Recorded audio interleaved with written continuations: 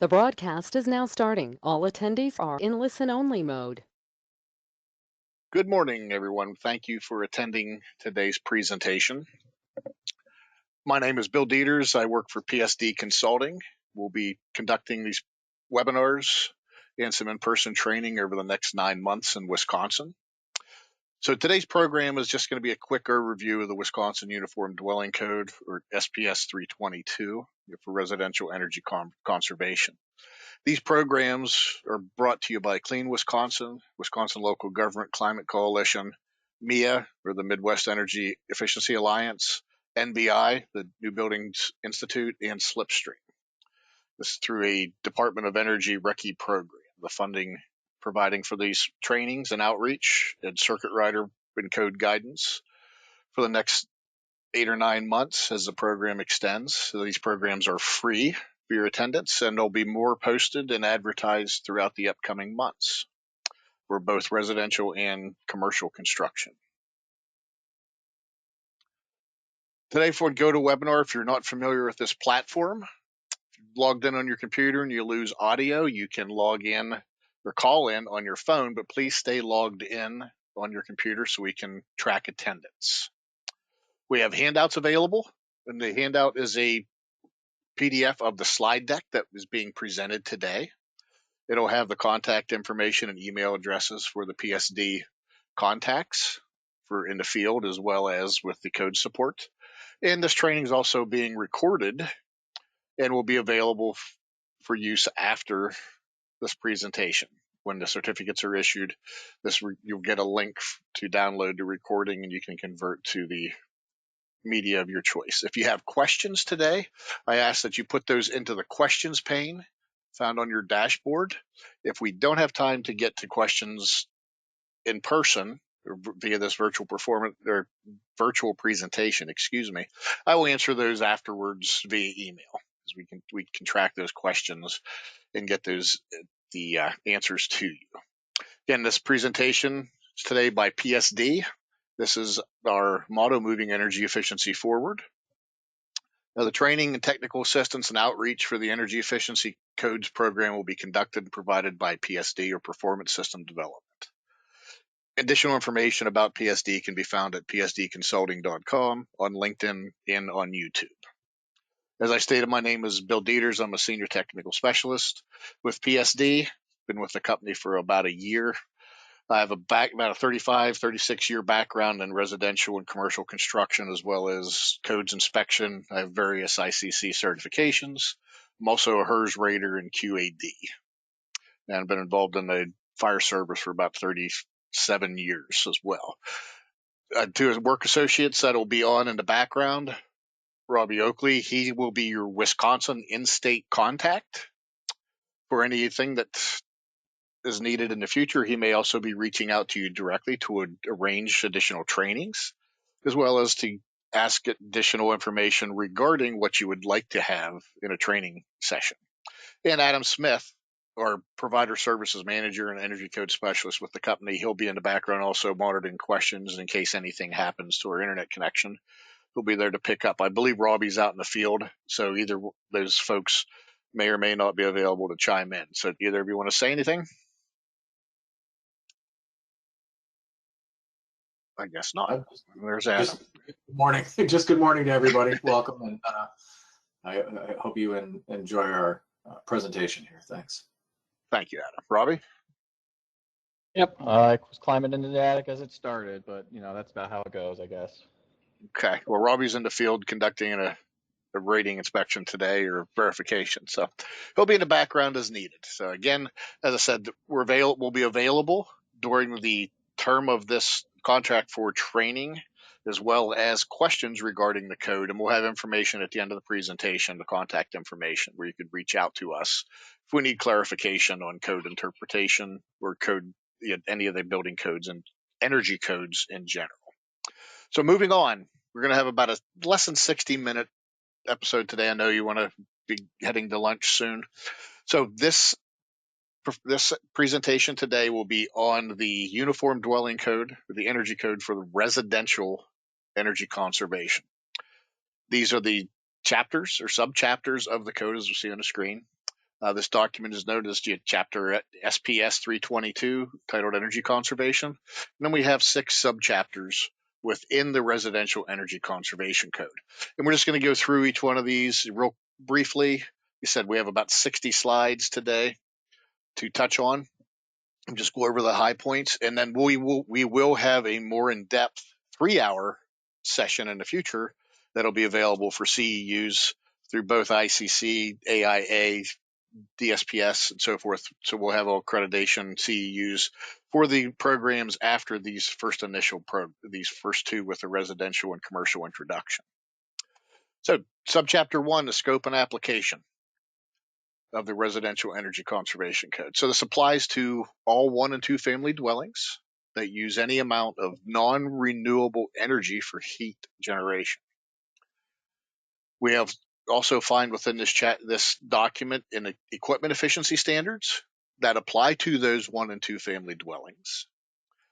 And that also discusses the requirements of vapor retarders and where they are to be installed and where they're not approved for installation by the code.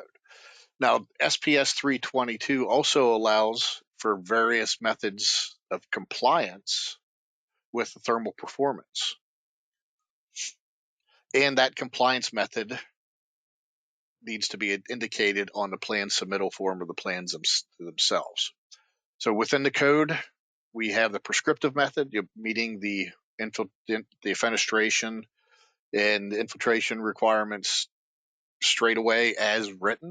You can have the overall envelope UA. We can do a hand calculation or res check, which many of you are familiar with, I'm sure, as well as a simulated performance alternative. And REMrate is the accepted version of software currently for that simulated performance alternative. We move on. Chapter 2, subchapter 2 is definitions. The next page is going to show a few brief examples of definitions. There are some changes from the IECC for the definition. And here are just a few brief examples. Dwelling thermal envelope. Describing exactly what is considered as the thermal envelope of the home. Meaning the elements of that dwelling enclosed the conditioned space through which that thermal energy can be transferred to and from to outside or into that space. HVAC system, what does that encounter? Distribution networks, the equipment itself, the thermostat, anything that is involved with transmission of heating and cooling, air, or ventilation throughout the building. The proposed design. Your proposed design often varies from the as-built testing with the results if we go with the testing method.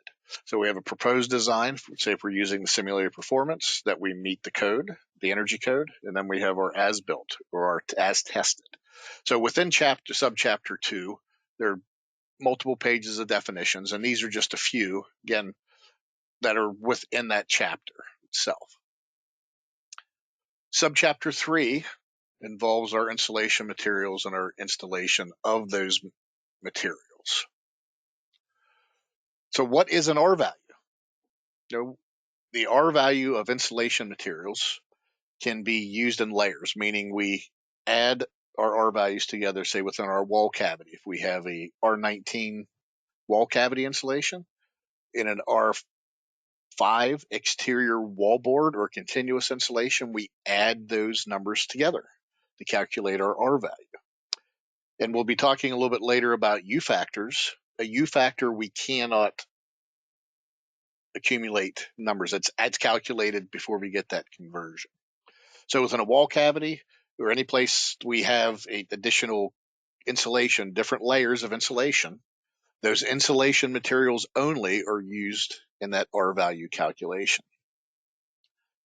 When we have blown insulation product, say within an attic space, we need to use the manufacturer's settled R value that is listed on their product. So if they say that our settled insulation value of 14 inches meets the R requirement or the R value for that, then we need to make sure that that material is installed properly based on that manufacturer's requirements or recommendations for that future settled material. Additional building materials. air films, vapor barriers, air barriers, things are not to be included in the calculation. So we don't include the studs or wood sheathing. ResCheck takes into account for that, as well as run rate to a certain extent, as well as some other calculation software. But ResCheck will look at those air films or those building materials. So when we're accumulating our R values or computing R values, we're looking purely at the insulation factor or the insulation materials only. There's some basic requirements that need to be met. Materials and equipment systems need to show compliance with the provision of the code, whether it's from labeling of the product, manufacturer specification sheets, things like that, that it meets the intent of the code. Materials need to be installed in accordance with the manufacturer's installation instructions. The photo on the right, I'm not sure that insulation is quite installed per manufacturer's requirements. Those manufacturer instructions need to be left on the job site so that they're present at the time of inspection. We also need to make sure that our BAT or board insulation is installed so that those R value identification marks can be seen. As in the photo that's currently showing on the right-hand side, we're able to clearly see the R21 labeling for this particular product. So all of this can be found in subchapter 3. Each piece of insulation, 12 inches or greater in width, needs to have that identifying mark, as in that previous photo. So if it's a 12-inch or 14-inch width of insulation, we need to make sure that that R value mark is on there. Blown-in ceiling insulation. We need to have thickness identification markers for every 300 square feet of attic space.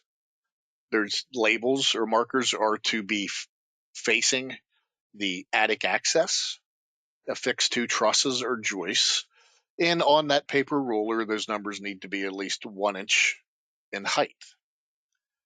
And of course, the thickness of our blown insulation needs to meet or exceed the minimum initial installed thickness. So I mentioned earlier about manufactured settled values.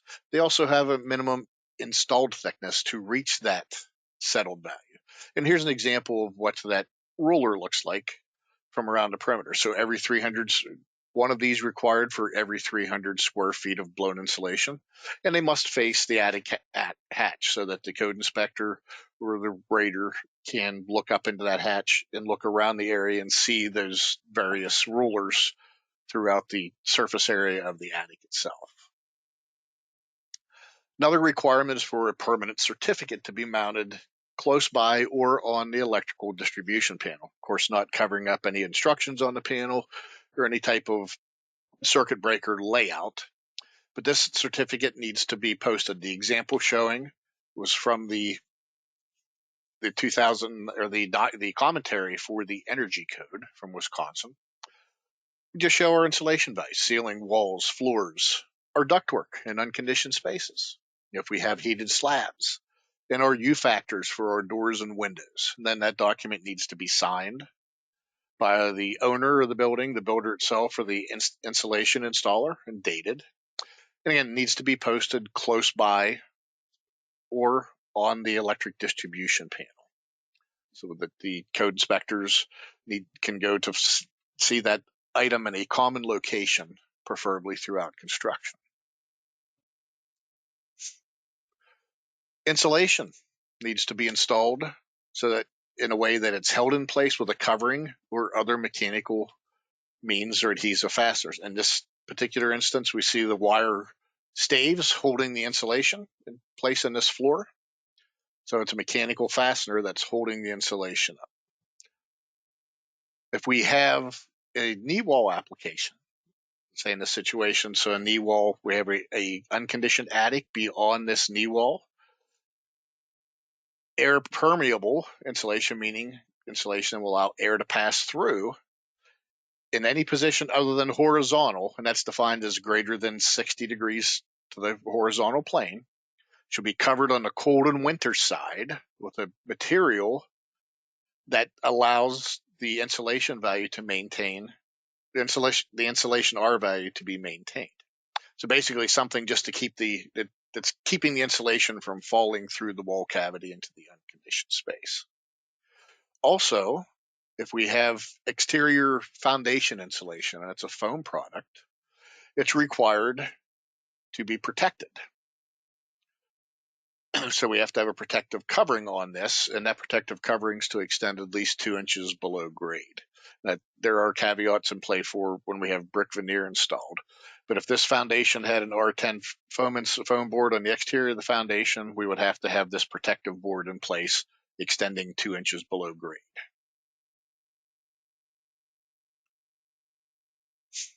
Subchapter 4, or dwelling thermal envelope. And as we defined earlier in that definition slide, the dwelling thermal envelope. Here's the definition again. It means the elements of a dwelling when with enclosed conditioned space through which thermal energy may be transferred to or from unconditioned space or to the exterior. And in this cross section, you can see by the red dashed lines, this would be the perimeter of the building thermal envelope as we look at this building section. Walls to unconditioned attic, floor over a garage, walls separating the conditioned space from the garage, floor over an unconditioned crawl space, exterior walls to ambient conditions, as well as ceilings to unconditioned attics.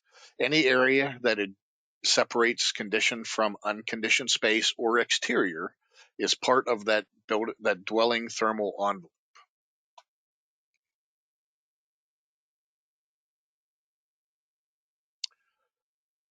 Basement walls and crawl spaces that are part of the thermal envelope are required to be insulated. And we'll get further into the chart of insulation values. The R value or U factors are based on the wall components. So when we see in this diagram, the insulation is continuous on the interior face of the foundation. Could be exterior, could be interior. Garages could be heated as long as they are thermally isolated from the rest of the dwelling, meaning that we have to ensure that the garage space itself is sealed and thermally insulated from the house. Or if that thermostat is permanently set to a maximum of 50 degrees and that heating equipment is separate from the dwelling. Brick ledges are not required to be insulated. Here's an example of a crawl space foundation being insulated, as well as the rim boards. The brick ledge support is not required to have insulation on the horizontal, although you will see that that is a path for heat loss to the outside. We can discuss that in the future and within our next programs. We get into more of the building sciences as to why and where things happen. Now, how do we determine what our basement or crawl space insulation is required to be? Well, SPS table 322.31 gives us our prescriptive insulation and fenestration criteria. This chart is broken into Zone 1 and Zone 2, not to be confused with the IECC climate zones of 6 and 7 within Wisconsin. These are Zones 1 and 2, and in a few slides, we're going to show you where that delineation within the state of Wisconsin comes from, whether a county is in Zone 1 or in Zone 2.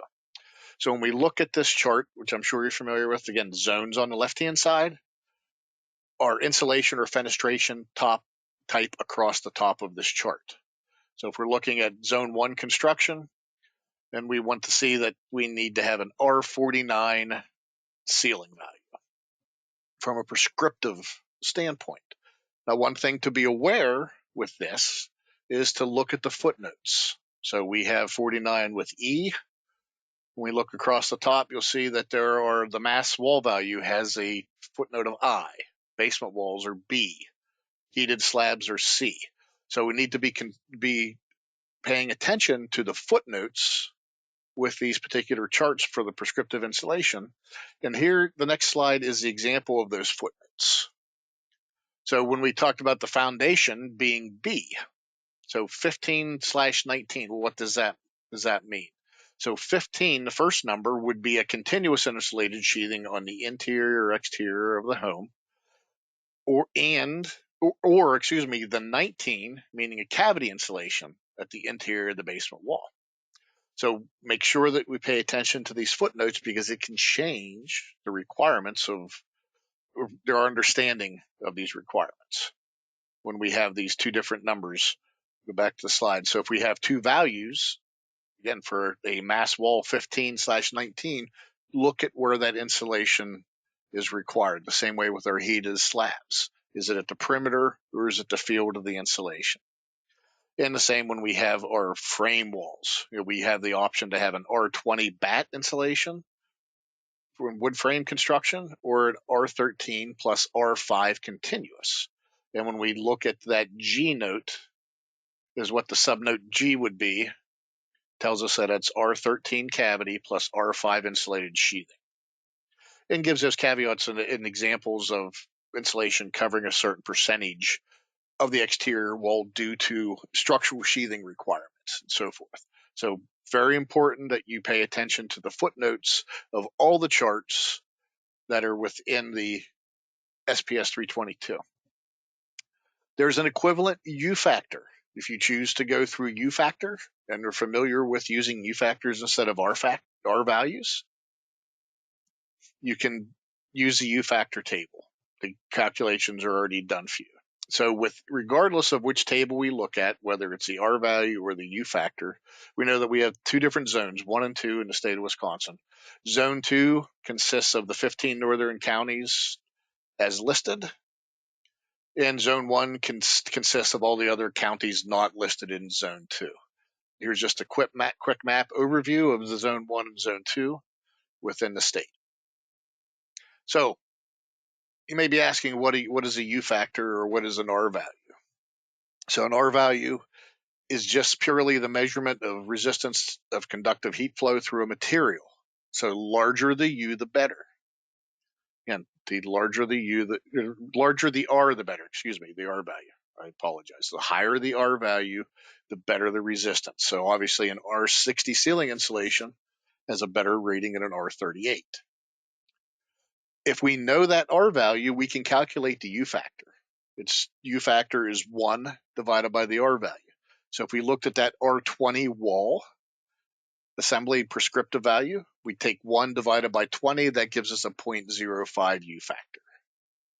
So again, the U factor is a measurement of the combination of materials, actual heat loss or gain. And you'll see the U factors primarily for fenestration on the NFRC labels, meaning for the doors and windows and doors. So again, if you know the U factor, we can compute an R value. It's 1 divided by the U factor. So this example, if we had a U of 0.27, 1 divided by 0.27 gives us a 3.7 R. Because you may see exterior doors listed as 3.7 or 4.2 or 7.4 R value, and not particularly with a U factor. So again, if you know one or the other, you can find the opposite. So if we know the R, we can find the U, or if we know the U, we can find the R by dividing 1 by that value. So it's a reciprocal. So the dwelling thermal envelope calculation, the UA calculation, this takes in that entire calculation of the dwelling itself.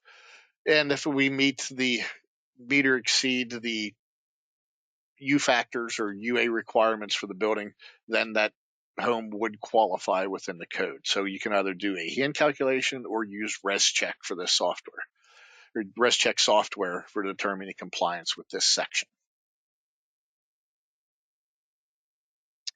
Also within this subchapter, we have minimum efficiencies for heating and cooling equipment. As you can see, natural gas and propane furnaces and boilers need to be 90% AFUE. Oil-fired furnaces and hot water boilers oil-fired furnaces are 83. Oil-fired hot water boilers are 84 AFUE. If a furnace or boiler meets the federal efficiency standard but doesn't happen to meet the requirements shown above. So if we had an 80 AFUE furnace, or a furnace that's less, natural gas furnace that's less than 90% at 90 AFUE, and it meets federal efficiency standards, there is a trade-off that we have to do for our envelope requirements using lower efficiency appliances. And you'll see that the wood frame wall values, it wasn't R20, is now a R21. We're in 19+5. And you'll see our window values or fenestration requirements have changed also. So just be aware, if we use a furnace that is less efficient than the default table with 322.32-3, but it still meets federal efficiency standards, you have to meet the higher thermal envelope requirements for the dwelling itself. So that's a trade-off for using lesser efficient equipment. We just have to increase our insulation values throughout the home. So there are some specific insulation requirements that we can meet as well. So we could reduce our ceiling insulation over our flat ceiling area to an R38 from an R49, provided that insulation extends completely over the top plate, as you can see in this diagram. If this full depth R38 insulation is over 100% of the attic area, and it extends over the top plate of the framing to the exterior sheathing, we can reduce from a 49 to a 38. So that's providing that insulation is uncompressed, full depth, which is a very important portion, and it extends over to the exterior face of the studs. Attic hatches, covers, they are required to be weather stripped and insulated to the surrounding R value. Also required to have a dam or a coffer type material around that opening if we have loose fill insulation, which would keep that product from spilling into the conditioned space below.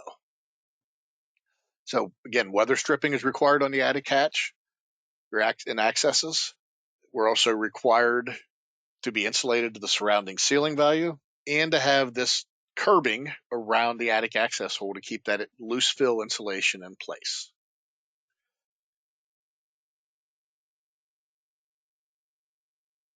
If we have slope ceilings, say in a vaulted or a cathedral situation, where the design of that roof or ceiling does not allow for R49 insulation in that slope, we can reduce to an R30 in that sloped area within that structural component. R30 ceiling insulation would be allowed on the slope and sloped only, and this is restricted to a maximum of 500 square feet of ceiling area. So if the entire home is a cathedral ceiling and it has 1,200 square feet of ceiling insulation, 500 square feet of that could be reduced, but the remainder would have to meet the ceiling insulation requirements. And so again, this is only in areas where the design does not have sufficient space for an R49 insulation. If the roof truss cord was sloped and had the space to put an R49 in, we'd be required to do that as well. So there is that deduction for a sloped ceiling. If you do steel framing and walls, so steel framing is available for ceilings, walls, and floors. I'm not sure how much is done in Wisconsin. I don't see it as much in the eastern United States. I'm in Pennsylvania, but I have seen it in the South and in Florida for residential construction. There are additional requirements that versus the wood frame construction. You see the equivalent that would be required for the steel framing. And a lot of the reasoning behind this is because of the thermal transmission through the steel studs. If we can have the thermal transmission rate is much higher through the steel application. So there's a separate chart that pertains directly to steel framing for ceilings, walls, and floors. Floor insulation. If we have floor insulation separating conditioned from unconditioned space, or conditioned space from ambient conditions, needs to maintain permanent contact with the underside of the subfloor decking above. So that's in the diagram shows the insulation's maintaining permanent contact with the subfloor above. You can have wire staves or other means of mechanical fasteners to hold that insulation in place. So this could be as simple as a 2-foot cantilever on the rear of a home, or the floor over a garage, or floor over an unconditioned basement or crawl space. So again, the insulation has to be in contact with the subfloor above. Conditioned basements are required to be insulated from the top of the basement wall to the basement floor. either on the inside or the outside of the foundation. You have to go back to the fenestration and insulation charts for those requirements for the interior exterior insulation. So if we have a walkout basement situation where a percentage of that wall, where the basement wall is less than 50% below grade, that entire wall assembly is to be considered part of the exterior walls. So if we have a fully exposed rear basement wall that's a walkout, that is no longer a foundation wall. That is now an exterior wall for insulation purposes. So that changes our insulation requirements for those wall assemblies. Rim boards, box rims and sills on outside walls need to be insulated to the required R value. So if we need to have an R20 wall insulation, we need to have at least an R20 in the rim. It needs to be an air impermeable insulation so that we seal all four sides of this stud cavity or this joist bay with our framing and our sheathing to reduce our air infiltration. As I mentioned earlier with the floor cantilevers, insulation and joists that extend beyond exterior walls. So a 2-foot cantilever on the front or the rear of a house, or any floor that extends out, even if this was supported with a beam, if this was a 10-foot projection, so it extends past the face of the wall below, the requirement is that that space shall be completely filled with insulation plus extending over that top plate as well. It'd be in good practice to air seal these areas as well so we don't have any infiltration to within the structure.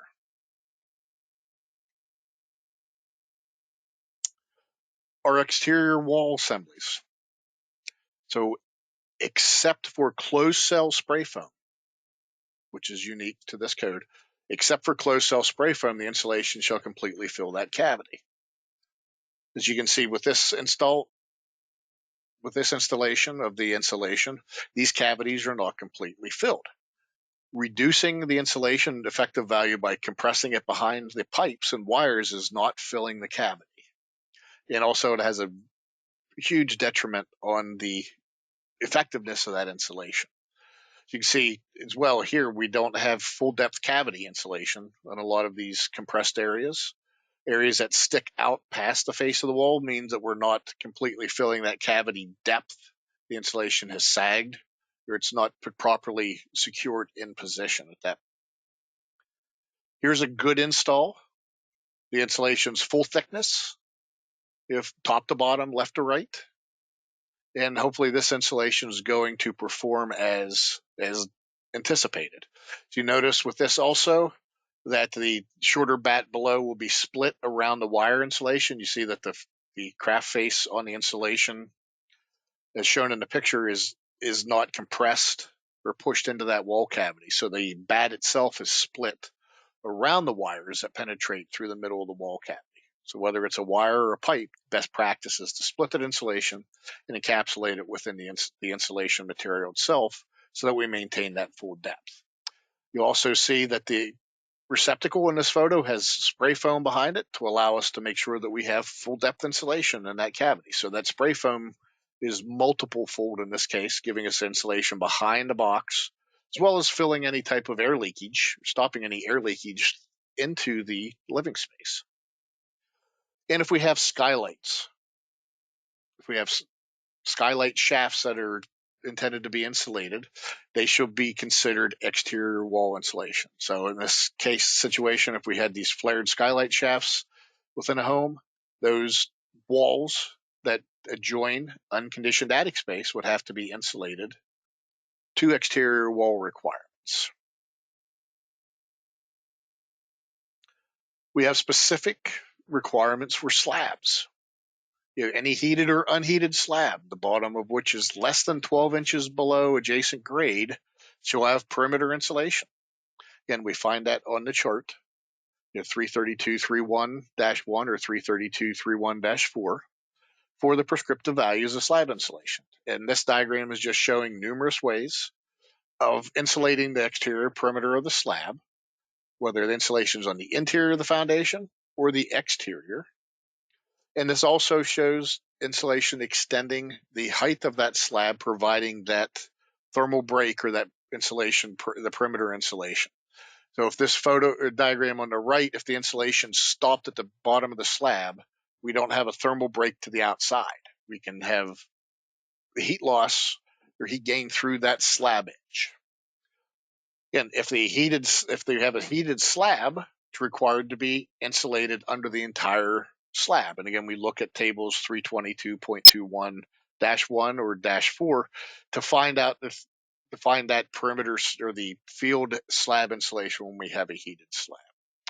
One of the things that we can do to allow a little bit easier installation of flooring materials in our slab edge is to back cut the insulation or the thermal break at a 45-degree angle.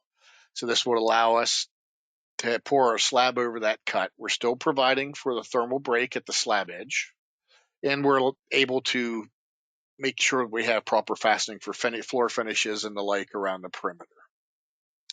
Because if we had to put an R10 insulation at this point, we wouldn't want to see that gap of insulation at the edge of that slab.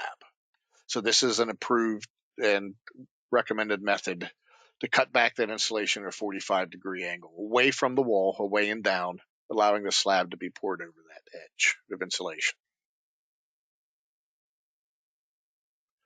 We have some specific requirements we talked about earlier, vapor retarders.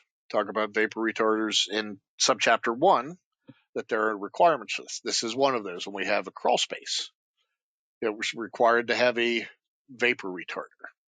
It's to extend crawl space, to have that vapor barrier across the floor.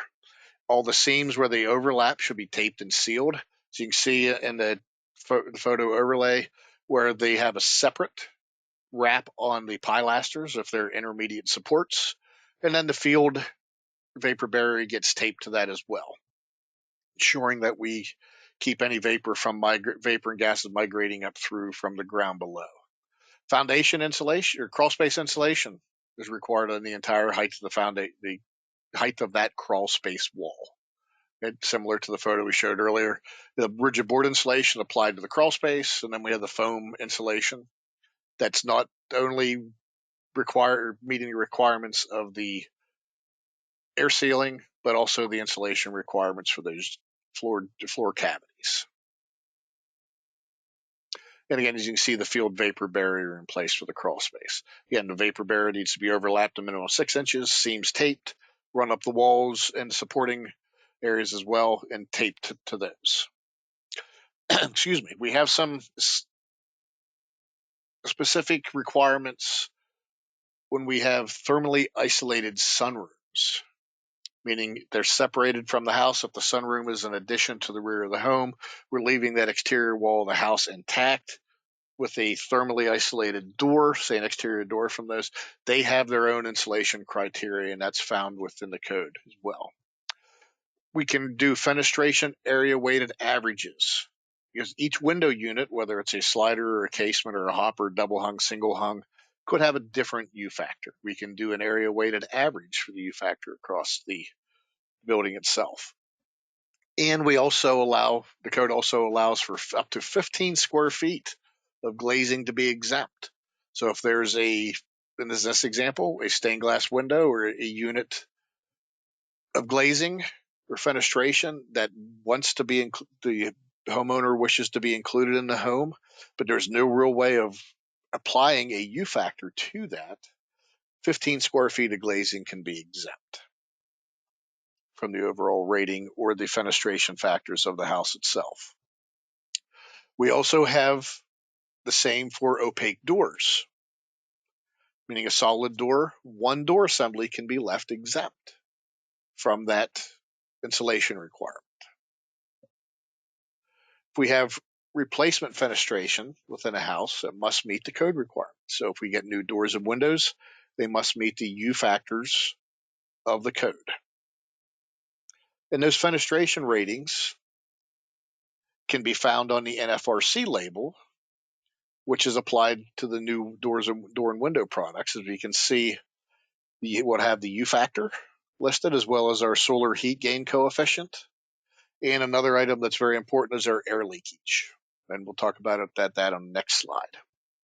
If for some reason a fenestration product is not labeled or does not have this label on it, there is a default table to use. And you have to determine what the type of product that we have in place. So an operable window, vinyl operable window, double glazed would be a 0.57, where the code would be a 0.27. So there's a pretty big hit, because remember with U factors, the larger the number, the worse the product. So U factors, we want a small number. R values, we want a large number. So if we absolutely have no way of knowing what the ratings are for these windows, we have to fall back to these default tables for glazing, for windows, glazed doors, and skylights. And yet also you'll see that there is a default factor for non-glazed doors as well, whether it's a steel door or a wood door. We have that specific requirements if we don't have any type of labeling on the product. We have to default to these values when we don't have those ratings. Air leakage. Now, the air leakage is something that's very important. The requirements of this section comply to separating interior conditioned space from garages or unconditioned spaces. So what is our air leakage to outside, or infiltration? Or infiltration, bringing the outside in.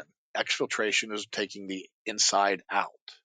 Doors and windows have to fall into a certain requirement. As you see, they're no more than 0.3 CFM, and that's where this air leakage portion of the NFRC label comes into play.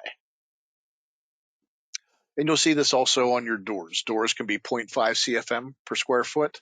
Windows need the glazing, window glazing, so patio sliders as well as skylights, inoperable or fixed windows need to meet the 0.3 CFM, less than or equal to 0.3 CFM for air leakage through that unit itself. When we talk about air leakage overall within the structure, air can leak in a multitude of places through construction materials, union of different types of materials, where we just butt two studs together, we can have an air leakage at that point. Sheathing to our studs to the subfloor, or doors and windows or fenestration to the structure itself. It's required by code that those exterior joints or seams or penetrations in the dwelling envelope shall be sealed. When we look at that, this is just an example, excuse me, of different places where penetrations through the outside within the structure itself can be addressed. Line sets for HVAC systems, making sure that that is sealed. Making sure we have the proper penetration sealed within our house wrap. Excuse me. We have our doors and windows are properly sealed. We have dissimilar materials are properly sealed. There are lots of different places within the home where we can have infiltration, gaps in the flooring, baseboard that's not caulked or sealed because the bottom plate is not sealed to the subfloor, where we can pull air in from the outside.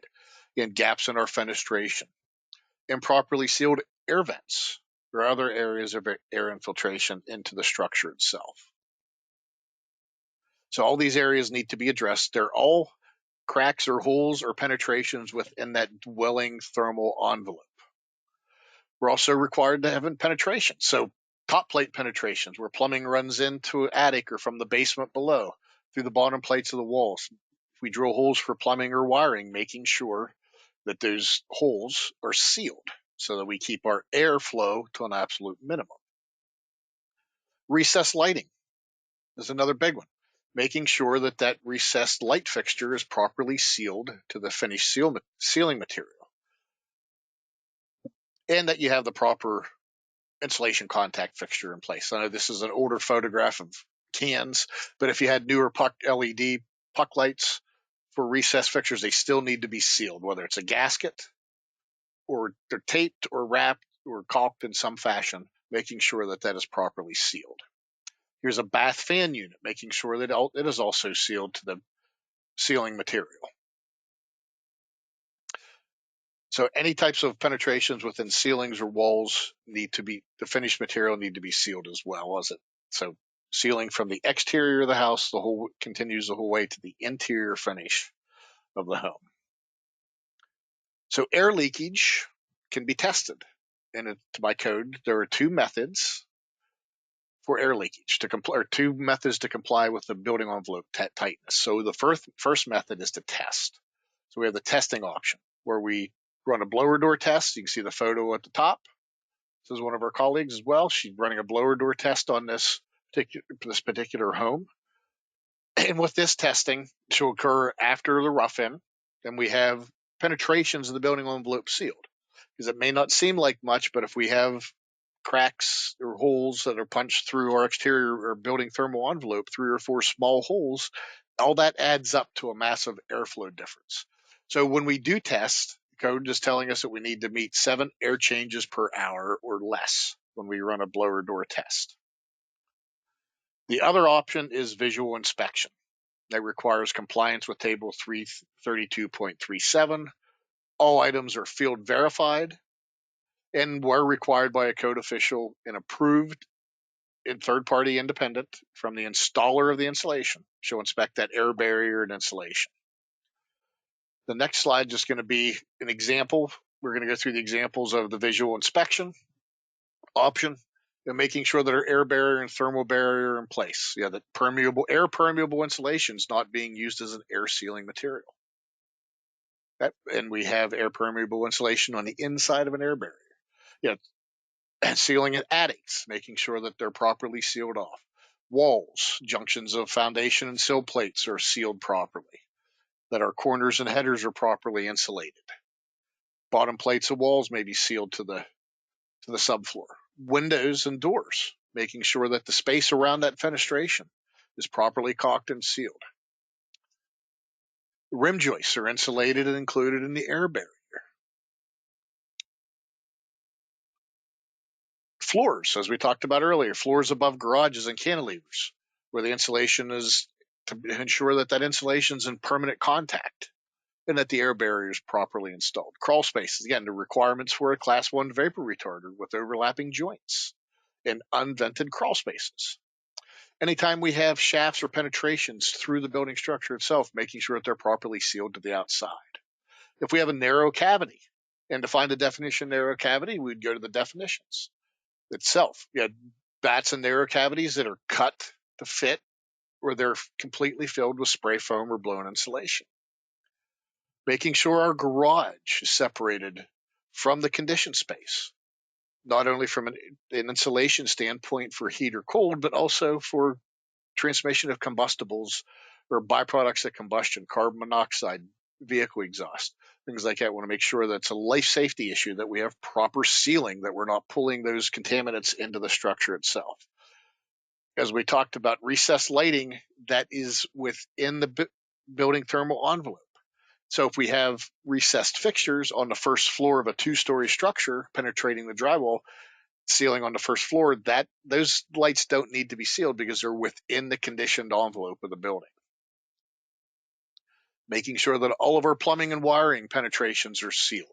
Again, not with air permeable insulation, but with proper caulking or closed cell insulation that fills that void around so we minimize any type of airflow.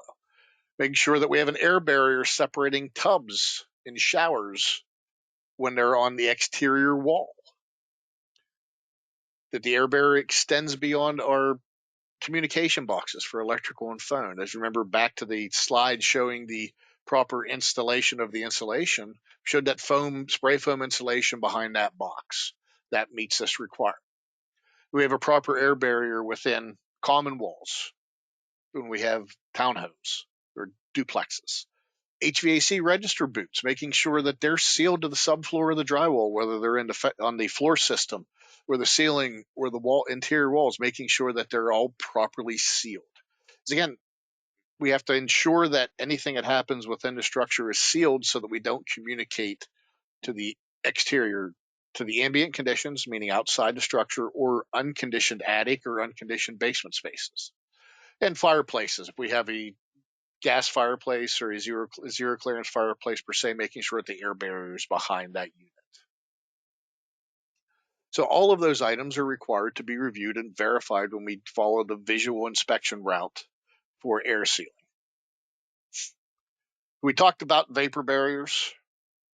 We have about 12 or 13 slides to go, so we should be finishing up on time. Vapor barrier is a material that has a rating of 1 perm or less. Yeah, that vapor retarder should be continuous. Again, all joints of the material should be overlapped, taped, and sealed. Any types of rips, punctures, cuts need to be sealed as well. If there's a seam that doesn't happen to follow over a framing member, such as in this situation, we would have to tape those seams. The vapor barrier just needs to be continuous over that exterior wall or these insulated wall assemblies. All frame walls, frame floors, frame ceilings need to have the vapor barrier on the warm or winter side of the insulation. If we have a craft face insulation installed and the tabs are directly installed on the face of the studs, we don't need to have an additional vapor retarder installed. And of course, vapor retarders should be installed directly under concrete slabs or under the base course of the concrete slab itself. So we want to make sure that if we're using unfaced insulation, that we have the vapor retarder in place and it's on walls and ceilings. Seams taped, seams overlap properly.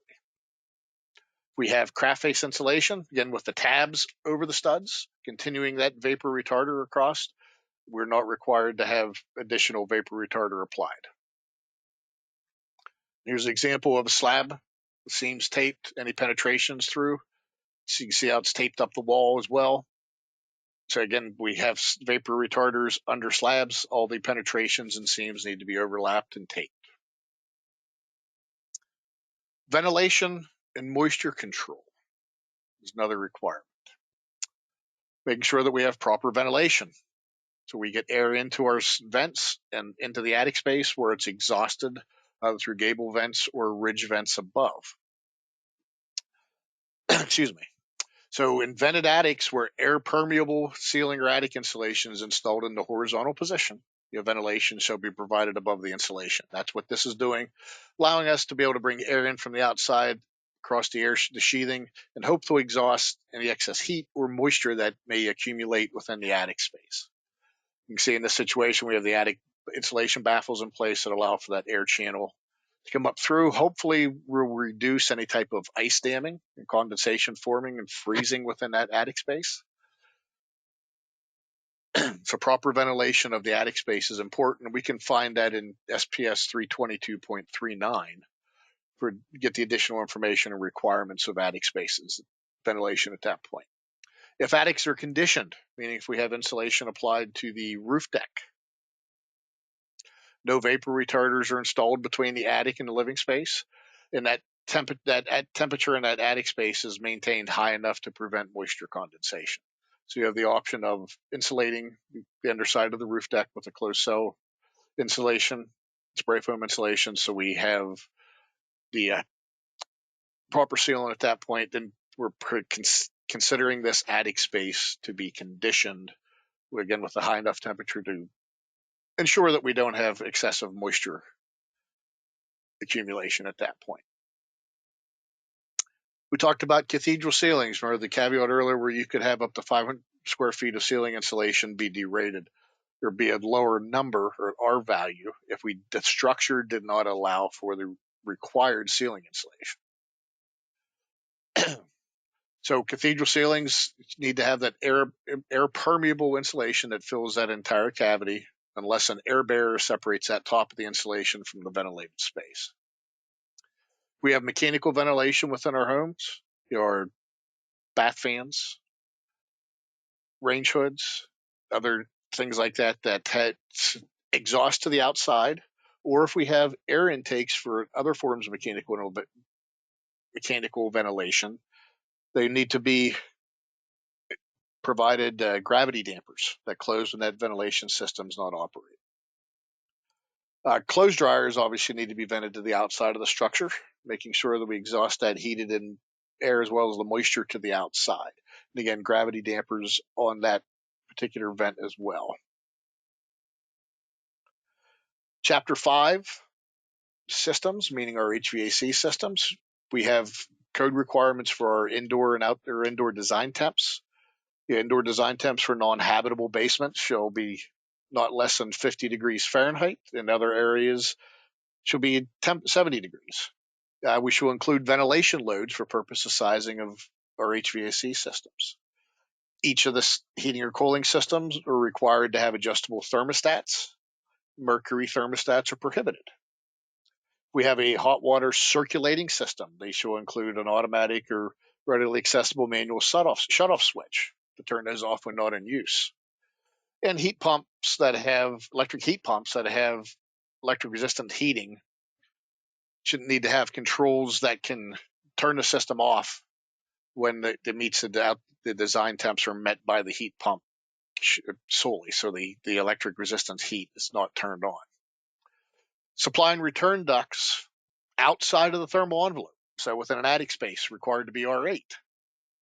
Cooling ducts, supply ducts that pass through unconditioned spaces, such as attics, shall be provided with an R8 and the required vapor retarder. And building framings cavities may not be used as supply ducts, but can be used as returns. So determining whether your HVAC system, your ductwork is inside or outside the conditioned space, obviously is by your insulation boundary. You can have multiple areas within the same home, whether that ductwork is in conditioned space or outside of conditioned space. Making sure that our ductwork, flexible ductwork, or rigid board meets the insulation requirements and also has the required vapor barrier. The product should be stamped with that R value and the approval that is also a vapor barrier. Panning off a floor joist for a supply is not allowed. However, it would be allowed for a return. A better alternative is putting the duct within the floor space itself. Duct systems not entirely within the conditioned space need to have all the seams sealed. We can have mastics, tapes, gaskets, things like that, as long as they comply with UL 181. Rubber-based adhesives may not be used. So a duct tape per se is not allowed because it's a rubber-based adhesive and does not comply with this section. We could also have insulation on continuous that provides a continuous air barrier may be used in lieu of sealing material. So if we have a bad insulation that's applied over the duct and the seams are taped, then we can meet the sealing requirements. So any seams of the ductwork should be taped. Mastic is a wonderful way to go. It gets to be applied on thickness of about a nickel over any seam, completely seal that ductwork. With ductwork seams on horizontal runs, as well as takeoffs, everything needs to be sealed so we reduce that duct leakage so we can get the air delivered as intended. Again, needs to be a UL 181 product, whether it's a pressure sensitive tape or a mastic, painted on mastic. Duct sealing and testing, duct tightness is required. We have post-construction test, should be less than 8% of conditioned floor area for total leakage or leakage to outside, or we can do a total leakage test of 12%. They go in and would tape off all the register boots, and their supply and return are sealed during the test. You can also do this at rough before the finished home. Now we have to meet a much tighter standard. Your total leakage drops to 6% requirement. Excuse me. If the air handler is installed, and if it's not installed, it drops to 4% or 4 CFM per 100 square feet. Now, duct tightness test is not required if the air handler and all ducts are located within a conditioned space, meaning it's within the thermal boundary of the home, the insulated boundary. There are requirements for pipe insulation, depending upon what the system is. If it's a boiler pipe or distributing material or fluids above 105 or below 55 degrees, required to be insulated to R3. Hot water circulating pipes need to be at least R2. Heating pipes in unheated spaces need to be at least an R4. Here's a table that lists air conditioning and heat pump efficiencies. And I know we're up against the time here. I may run a minute over. I apologize. But we have minimum efficiencies for heat pumps as well as air conditioners. Keep in mind this chart is showing a SEER as a rating in HSPF. You may or may not know that the current rating system is SEER 2 and HSPF 2. So you would have to do the corresponding calculation to ensure that you meet the minimum requirements so they anticipated by this code. If we have snow melt systems, they need to have automatic controls. And if we have mechanical ventilation systems, they have to have automatic or gravity dampers, just like we talked about with with ventilation from bath fans and dryer ducts. If you have an interior pool, there's a section that addresses energy conservation methods for manual shutoffs for the pool heaters. And we are required to have 50% or greater high efficiency lighting installed. So CFLs or LEDs, or high efficiency fluorescents, required to be installed. 50% of the lamps are required to be installed or required to be high efficiency. Going on to chapter 6, a simulated performance method. This is 2 more slides after this. So this would be using REM-rate. This uses a simulated energy performance analysis. This includes heating, cooling, and service hot water energy only. And this is based on a simulated energy performance that requires that proposed dwelling to show that the annual energy cost is less than or equal to the standard reference design. And there is a section within the code that outlines that standard reference. The documentation that's used to verify the methods of compliance should be provided to the inspector. So we have a document saying that yes, via REM-rate software, currently REM-rate is the acceptable software package that this home meets the projections of the code, and at final that yes, this home also meets once the final testing is done. And the compliance software needs to generate that report that shows the annual energy costs are less than or equal to the standard design reference. So at this point, I know we're right up against the time. I thank you for your attentiveness today. Do we have any questions at all, Adam? Yeah, there's just one quick one John Russell brought up with regards to, he said, can we get the pop-up pictures with slide PDFs by chance? When they go to print them out, they overlay? Yeah, I pulled the pop-offs off. They don't obscure the text on the handout. Oh, okay. It should be that way. Okay. Is there anything else? He just said when I went to print the preview, they did not populate. So just wanted you to know. Okay. So we want to add the pictures, and I'll go back and add those in, Josh, and I'll send those out to everybody then. So if you have any questions, you said we'll make sure that the contact information is sent out in the email with the certificate for this class. We'll get the information for Robbie and myself. Next week is the introduction to the commercial code. Quick overlay of that code next week. And then starting in January, we'll be having subject specific presentations. So we'll be doing a 1 or 1.5 hour on air sealing and air infiltration. We'll be doing manual JS&D, meaning HVAC system sizing and distribution layouts, building science courses, as well as diving into other portions of the residential and commercial code. So again, I thank you for participating today. Sorry for keeping you a little bit late past the time. And we'll make sure that we get the proper handouts out with the pop-ups so that they're in place. Again, thank you. Enjoy your weekend. If we don't see you next week for the presentation on the 17th, enjoy the holiday season and hope to see you soon. Just keep an eye out for upcoming emails advertising this free training that's available. Again, starting in January, any presentation will have CEUs attached to it that you may need for DSPS as well as AIA or ICC.